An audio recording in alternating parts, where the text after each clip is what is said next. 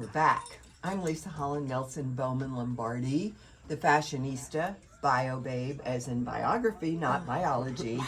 And Coach Nelson, the greatest football coach who's never walked a sideline. Didn't we give you another name last Who knows? I can't remember. We added a name. We added something. To me? Yeah, we added something to you. We'll remember. Well, you will, and then I'll remember, and I'll have another name, which I always need. or don't, not having another one. I've got plenty, everybody, I promise. And she's here with me, Shavonnah Schreiber, the other half of Culture Club HTX, the executive producer, the eighth wonder of the world, the parliamentarian, don't say anything lovely. But more importantly, we have a special guest We today. are so excited. We've been talking about you. We wanted this person for a long time. Since we started. So, and this is our 90th or 91st show. I'm not even sure which one. But since we started, we wanted to be able to talk to you and talk about all the things that you're doing. Traci Pelter is a seasoned business development leader with over 30 years of experience in high-performance sales and management.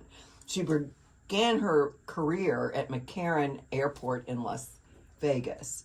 But I met her several years ago. She was my salesperson at the Houston Business Journal and dealt with me. I was terrible. I always wanted to do stuff. I always had a partner who didn't. You know, I was the baby, seriously adopted pet of John Beto and even more so of Candace Beakey. You know what I mean? I just kind of like grew up. I built my business with HBJ. Was the first radio show they ever sponsored. All the things. And this lovely woman gets me. You know, like, and you agreed to come on. Thank you. Thank you for coming on. So she came here in 21, and there I was. Hi. You know, like that. Hi. Waiting. I mean, she has a bachelor's degree in political science from the University of Kansas. There are a lot of people from Kansas. Yeah. We know lots of people. It's amazing. They came to Texas a lot. And a master's in hotel administration and management from the University of Nevada, Las Vegas. And is actively involved in the Greater Houston Women's Chamber of Commerce, as am I forever. You are, you've been voluntold a few times yourself, I'm sure. And I'm so happy to have you here. You've been here for 23 years. Yeah. And so are you originally from Las Vegas or Kansas? No, I'm not from either. I'm actually originally from Oklahoma. Oh, which part? Yeah, Tulsa. Ah, okay. Yes. I lived in Norman. Okay. So welcome, Traci Pelter. Well, thank What you, are ladies. you, the publisher and president? That's right. Of the Houston Business Journal, which is one of the biggest business journals, I think, in the country. But we'll let you tell us all about the biz journals and all the things. And then we'll tell you about what we want to do with you. Okay. Out on the air. Well, maybe. I don't know. We'll see how it goes. Okay, so number one, have you always worked in media? Tell us a little bit about your path. Yes, absolutely. So and first of all, thank you ladies for having me on. It's so sweet of you to include me today. I started off obviously kind of in hospitality, and that's where the path I thought I was going to go down, and that's why I got my master's. And then I got too many calls on, Christmas Eve and Christmas Day, and someone was unhappy they didn't get their fruit basket, and I was like, okay, I can't do this anymore. And so then I pivoted to advertising and got a job selling all those signs you see in baggage claim at McCarran Airport. Oh, wow. And so did that for a couple of years, and then got an opportunity to work for Southwest Airlines for their in-flight magazine, and of course did that for 20-something years. And then COVID happened and, turned everything upside down and changed all our world, and then ended up at the Business Journal. And it was one of those things that at the time was so horrible to have lost my position because our whole division was laid off. And then it ended up being such a blessing in disguise to find the business journals, which I've absolutely loved. So how long have you been at the business journals? So now it would be about 5 years. Oh, very good. Yes. So you've had, so it's interesting. So you were in media, but just in kind of on a different side. Not on the journalism side. Correct. So talk to us a little bit about that, like being on the other side of the house, or both sides of the house, I guess. Maybe. Yes. So, it's always kind of been print. So whether it was, the static signs at the airport to print in the in-flight magazine. And in those days. In-flight magazines, you remember those? Yeah. Oh, yeah. Wow. When I started, that was it. That was the only entertainment on board for the passengers. There was nothing as Wi-Fi. It didn't exist. You The know, good old days. that's right. So when I started off, I mean, that was it. You know, our magazines would be huge. They would be thick. They'd be almost 200 pages. They were very, very heavy. You know, and I had a big territory that included Nevada. So I had all the cirque shows and I had all the entertainers, you know, advertising all the shows taking place. And then, you know, things started changing. And then I remember they told me, they said, hey, we have this new thing coming on board called Wi-Fi. I'm like, what's that? They're like, well, that means people can start using maybe electronic devices. Like they won't have TV screens, but they can use their phones. And it was like, oh my gosh. But luckily only a few planes had Wi-Fi and, you know, and so it worked out. That worked out. And then after that, then pretty soon people started saying there's a new thing called social media coming. And I was like, what's social media? So The definitely, bane of our existence. right. So things have definitely changed and progressed Definitely. along the way. So, Lovely, you were asking about the business journals earlier. So, tell us about the business journals. So, we're in Houston, so we're one of the largest. Is that right? That's correct. But there are many, obviously, in many cities. So, how does the whole thing work? Yeah, so we're one of 46 business journals across the U.S. Okay. We go as far east as Boston and west as Honolulu. And we're in pretty much all the major markets, and we're very fortunate here in Houston. Yes, we are the number one for readership and sponsorship and events. And yeah, we really lead the pack, so we're very proud of that fact. And, you know, we just continue to grow. Well, the Business Journal, I'm going to compliment you guys, but and also I said, like, my career was built around certain things in Houston. One was the Greater Houston Partnership. The other was the Houston Business Journal. And everybody kind of crossed over each other. And I was so fortunate to be lifted up by both of them because I was kind of scrapping, rebuilding my life and all of that. And I remember thinking just how brilliant it was that they did Best Places to Work. You know, the events, you know, even though I was reading the thing cover to cover back in the day because it's where you got the news. Right. It only came out one day a week. There wasn't a digital edition. I mean, all the things. Right. It just, the events were just the networking solutions for the world. And it's interesting to me because it feels like you're doing as many and maybe sometimes more than you it used feels to like do. a lot, which I think is great. And now I've graduated to where my friends are all the sponsors of the event. I feel like somebody's grandmother, you know. No, Instead no, of applying constantly, you know, it's you know, I'm going and holding their hands while they give out awards. Well, let's talk about the growing, just the event space. I feel like, as Lovely said, I feel like you're doing a lot of those. But then I get the print. I mean, I think I get both technically, but I read the print. Okay. I prefer the print. I mean, I think you do too.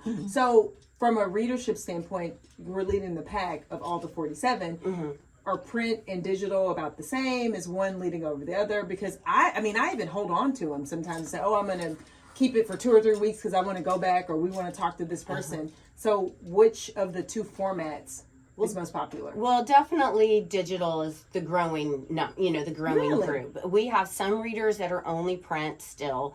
We have some readers that are only digital, and then you have most that do both. But definitely, we have, it's interesting too. Our print readers tend to be, this is not you all of course, but tend to be the older readers, and they're also the wealthiest of all, of our readers. But hey, we'll put y'all in that bucket for sure. But no, it's definitely digital is definitely growing, and it's people want faster content. They want to be able to read it and get within in a couple minutes and be done. So yeah, it's so interesting because I'm thinking the way I consume the journal is I scan the digital for what I want to read and then I read it in the actual print. Like that's kind of how I consume both formats. So from a marketing standpoint, again, I was going to say, how important are the events? How big a portion of the revenue in Houston are they? Yeah, it's becoming a third. I would say it's a third is the sponsorships and advertisers, a third is events, and then a third would be like subscriptions and so forth. But absolutely, events are so important. And the biggest thing with the events, like to give you an example, probably 2 years ago we had maybe 12 events. This past year we had 28. Yeah. Oh my goodness. Yeah, and then, it felt like there were more, but I just never would have thought. Yeah, 28. And some are very small, some are intimate, private, that aren't going to be posted on a website anywhere. And then others are How large. do we get invited to those? Yeah. And That's then, the list. And then the Women Who Mean Business, which Yes. you all have both been to. Yes. We'll have almost 800 people. Yeah. And then we have everything in between. Well, I like the fact that you have so many different formats. I'm thinking of the one we went to at the George Theater. That was that was sports one. last year. That We was loved it. fantastic. We're going back to that. We're going to go back to that one. And Yeah. then you have the economic forecast. Final, almost final, not really. But final question is, are there big changes in the works? Are there lots of new plans for this year? What's going to happen? Yeah, so very excited about, in fact, yes, our Book of Lists celebration. Yes, it's coming up. Yes. February the 11th. We're bringing this back. They used to do this pre-COVID days, before my time with the business journals, and we're so excited because we're going to be, celebrating all the top list makers.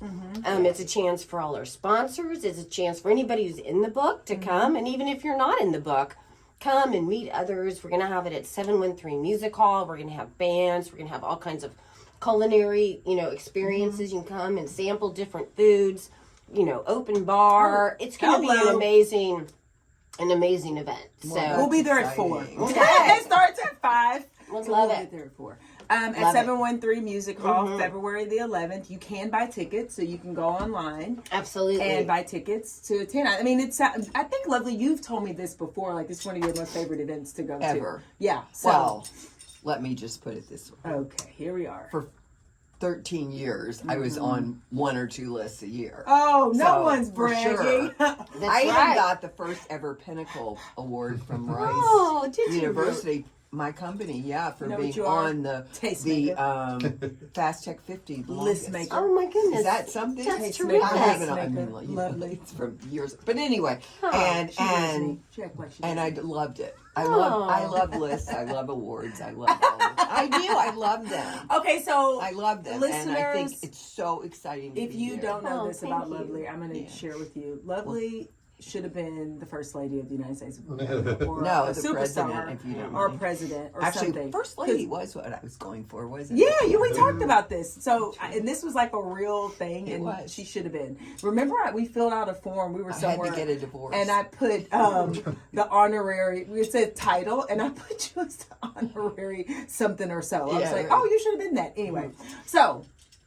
What else is coming? I know we were talking a little Yes. bit about what's next, any changes, any new things, and the fact that you have a morning newsletter that goes out, like a digest, Correct. Yes. and an afternoon digest. So talk to us a little bit about those two things and Yes. the differences and why we should read both. Absolutely. So so we change it up. Each, you might find 1 or 2 articles the same, but for the most part, it's like the latest news that's coming in the morning and the latest news that's in the afternoon. So you're always going to find new content on both publications, and it's just been great. We have a full newsroom. We have a full team. They're always outsourcing, looking for new stories. So please, if you have any great stories, send them our way. How do they send stories in? That's great. Yeah, okay, so they can go directly to our website, hbj.com. They can even reach out to me directly to my email, tpelter@bizjournals.com, and I'm happy You're to, so nice. I to would never forward do it to the appropriate Not you, reporter. Yeah. And we're always looking for great stories. Oh, that's fantastic. Okay, so then talk to us a little bit about your engagement with other media outlets like television. Like how does that work here in Houston media landscape? Yeah, so we actually have an exclusive agreement right now with KHOU 11. Okay. And it's been really wonderful because, sometimes they need our reporters to come on the air to talk about something specific, such as energy or technology or even, the business of sports side, not Yes. necessarily. Which is at River Oaks in April, right? You got it. I stay informed. You got folks. it. That's Thanks to exactly the Houston right. Business Journal. And then vice versa. They have contributed some to our articles as well, that they have stories that we don't necessarily cover. So it's been a really great working relationship. And I just want to compliment you because I don't think I've ever heard anyone say the Business Journal didn't respond. Oh, I don't think thank I've you. ever heard Yeah. that. That's and it true. is something hope- that you hear and certainly In remember media, for when sure. people say that. Well, thank you. I really, really feel it's super important. We want to hear from people. We want to hear from our readers. We want to know what's happening in the community. And, you know, coming from the hospitality background, the last thing I want to hear is someone's like, well, I've been trying to call, I've tried to email, no one will respond to me. Like, we want to be responsive to people. I mean, you're such a great partner here in the city, and the fact that we're leading the pack across the nation just makes us so proud. So thank you so much for being here with us today. And we're going to wrap. So is there any last things that you feel like the listeners need to know that are coming up? Events. I mean, we talked about the book of lists. Yes. You have the economic forecast that's at Age of Society. Yes. Anything else in the next 2 or 3 weeks that folks need to go in? I would say, the economic forecast is about sold out. So if someone wants to go, get your tickets. Definitely the Book of List is going to be a huge, amazing, event. As you talked about the sports, I'm so excited about this one because, I have the athletic directors from all the major schools on the So panel. excited. And I think this is the first time they've all been on a panel together. If you need us to MC, we can. I know you have one that you know. But Great. we're really good. Yeah, so, I know you are. Especially Coach Nelson. Coach With Nelson her can put in sidekick here. right. So we're gonna get If into. not, we'll just, run up on the stage. You got it. Yeah, but Walk I'm back and forth with the mic. I'm super excited to hear because we're going to talk about NIL. We're going to Oh. we're going to get into it. We have So lots to We've say. had a lot of discussion. yeah, And we're getting feedback from our listeners like crazy. Oh. And my friends. yeah. You cannot imagine how many women want to talk to us about sports every day. It is interesting. It's insane. Yeah. I mean, it's just like, they want to talk their point of view. They love our point of view because we make it in English for them.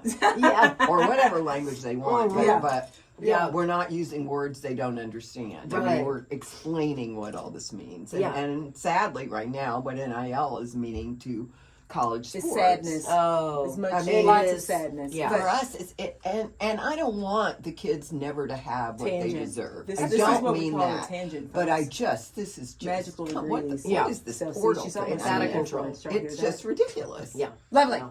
Parliamentarian is I have banging been her told gavel. I have to stop. I would keep this woman here forever. Go to break. Okay, so we're going to take a break. Tracy, seriously. Thank Number you. one, you're doing an amazing you. job. So thank you for your service to this community. And thank you for being on with us today. And with that, We'll be sorry. Thank you.